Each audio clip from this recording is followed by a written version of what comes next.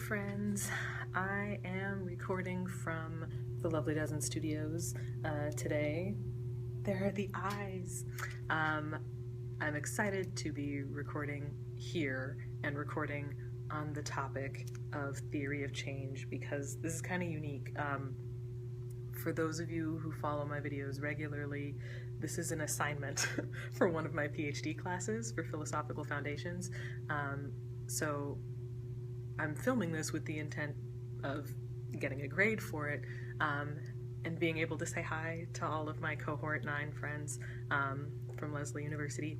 But I also wanted to share it publicly because I think it's a valuable concept, theory of change, and I don't know, I figured there might be something valuable gained from me sharing this publicly and not just as an assignment. So what we're looking at, or what we were assigned to look at in this course, was our own theory of change, which we were asked to talk about in a blog post earlier in the summer. And theory of change is just sort of a general question of what is change to you, what makes change happen, what is change to you? And we're supposed to sort of apply that to the Philosophical Foundations course that we took over the course of the summer. So, and some of that was online and some of it was in person, and sort of reflect on how we've changed or felt our theory of change reinforced, and how we, any questions we might have moving forward in the semester and that sort of thing. So my theory of change at the beginning of the summer was that change is as change does. It's a constant. It's not something, we're constantly reacting and acting in response to each other in real time. And so change is not just some light bulb thing that happens and then everything is different and never changes again. It's constantly adjusting, reaffirming itself, constantly evolving, I guess is a good way to put it.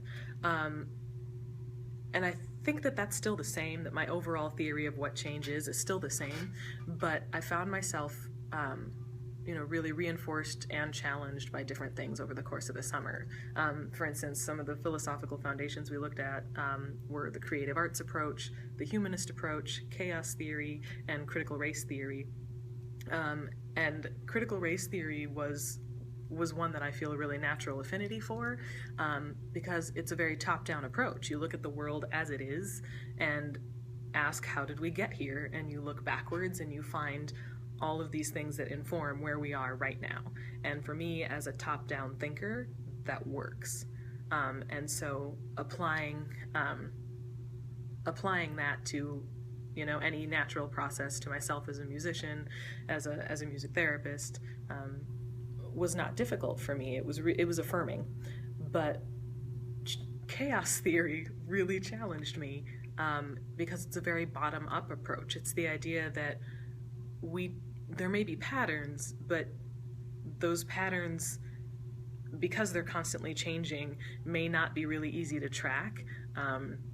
They may not be really easy to predict when you're looking at them in a really broad sense. They're little microscopic changes happening over and over and over and over and over again, and that's flippin' stressful.